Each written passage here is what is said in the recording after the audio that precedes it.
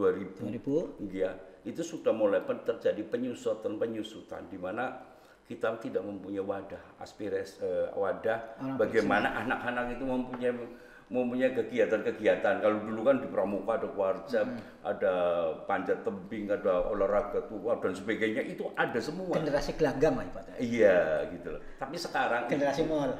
generasi iya. Apalagi sekarang HP miring, Pak.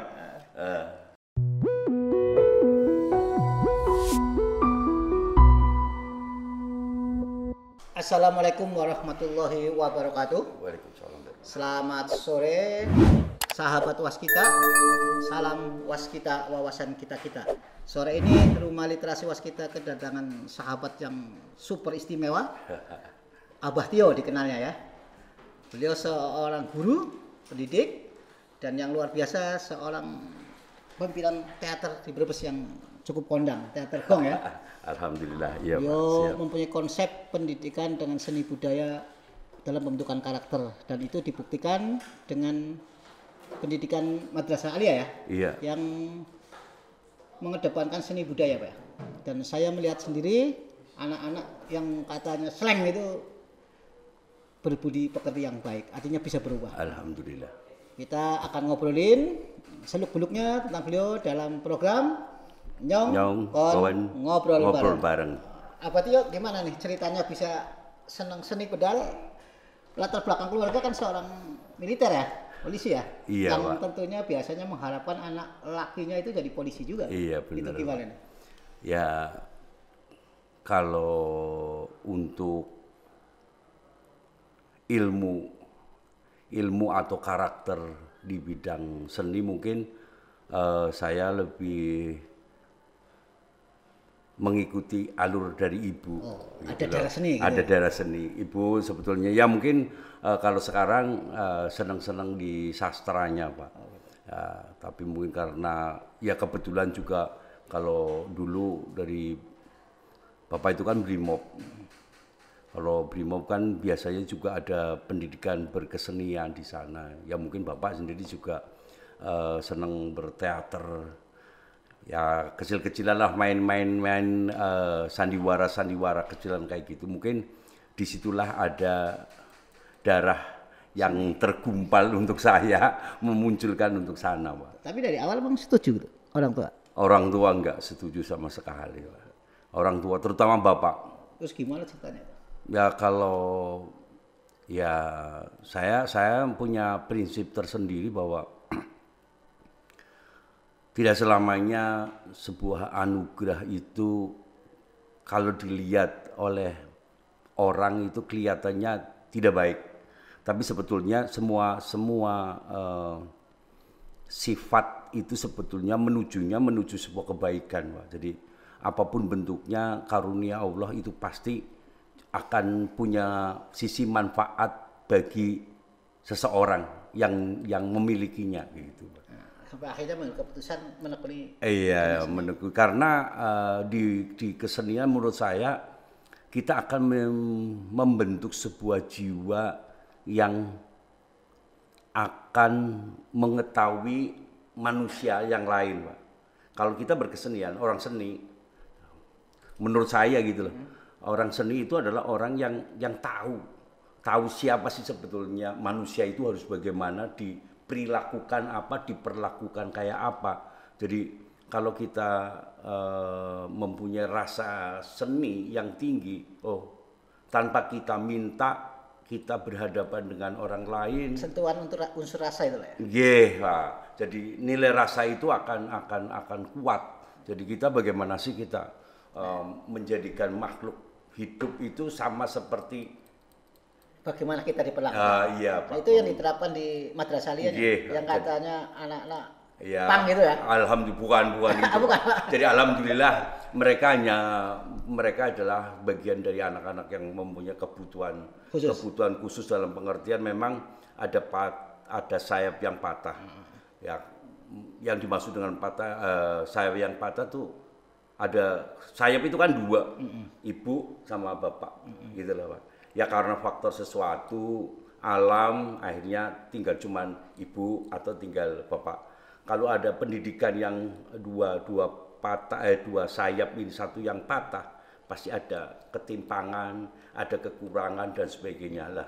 Di Manu 03 Brebes ini saya mencoba untuk melengkapi sayap itu, walaupun mungkin tidak sesempurna sayapnya dia gitu loh Pak. Tapi paling tidak kita mencoba untuk bisa menerbangkan mereka dengan sebagai di MAN itu murid-murid manggilnya Abah, pantesan. Saya dipanggilnya Abah, alhamdulillah. Sebagai anak lah di belakang. Iya, karena kenapa kadang-kadang anak-anak masyarakat kok Pak Tio itu tidak pernah marah sama anak-anak. Sebetulnya tidak kayak gitu.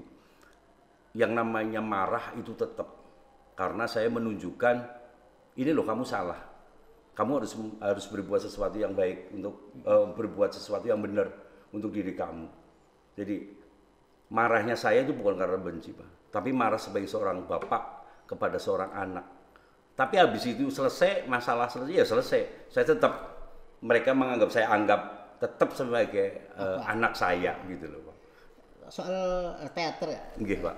Berani membuka di Brebes lah, yang apresiasi dalam soal dunia teater kan masyarakat Brebes kurang ya? Kalau menurut saya gitu. Iya. Itu kok Bapak berani gitu?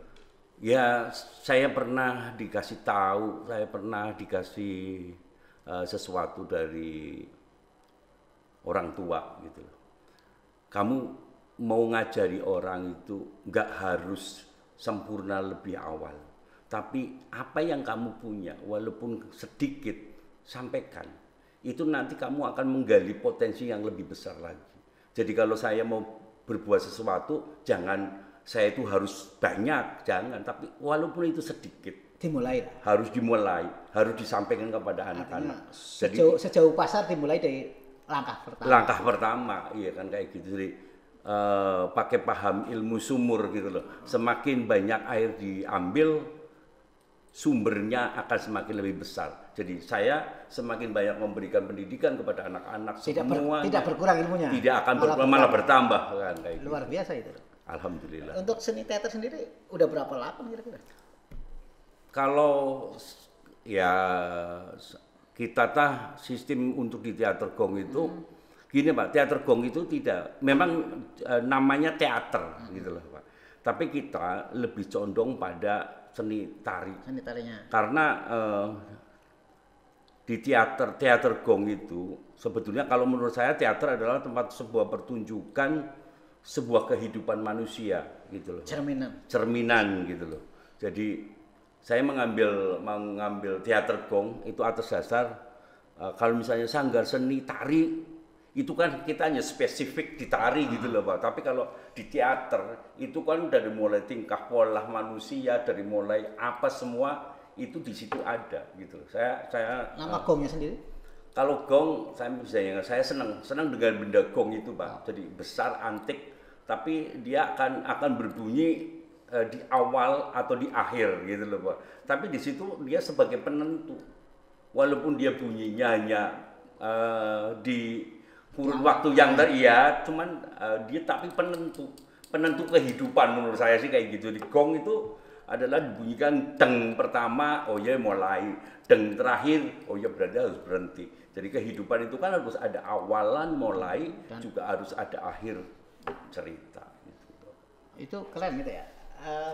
Itu yang melatih di luar sekolah ya banyak Pak ya? Saya lihat ada banyak Pak. SMA lain. Jadi karena kebetulan di Madrasah Aliyah itu kan kita siswanya kebanyakan cowok. Jadi saya sendiri juga kalau mencari peran-peran perempuan agak mulai kesulitan kayak gitu. Akhirnya kami membuka anggota untuk anak-anak luar, ayolah bareng-bareng kita di Brebes gitu loh Pak.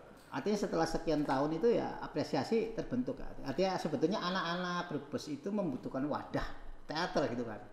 Iya Pak. Sangat-sangat membutuhkan, iya Pak. Kalau saya sih di era tahun sekitar berarti 90-an ya Pak. 90-an itu kan Brebes sebetulnya wadah itu sudah banyak sekali Pak. Tapi ketika tahun mulai 2000 ya, itu sudah mulai terjadi penyusutan di mana kita tidak mempunyai wadah aspirasi, wadah bagaimana anak-anak itu mempunyai kegiatan-kegiatan. Kalau dulu kan di Pramuka ada warjab, ada panjat tebing, ada olahraga tua dan sebagainya, itu ada semua. Generasi gelanggang lah ibaratnya. Iya gitu loh. Tapi sekarang Generasi mall. generasi iya. Apalagi sekarang HP miring lah. Sekarang itu kan tidak ada. Karena apa? Momen-momen tertentu itu udah hilang.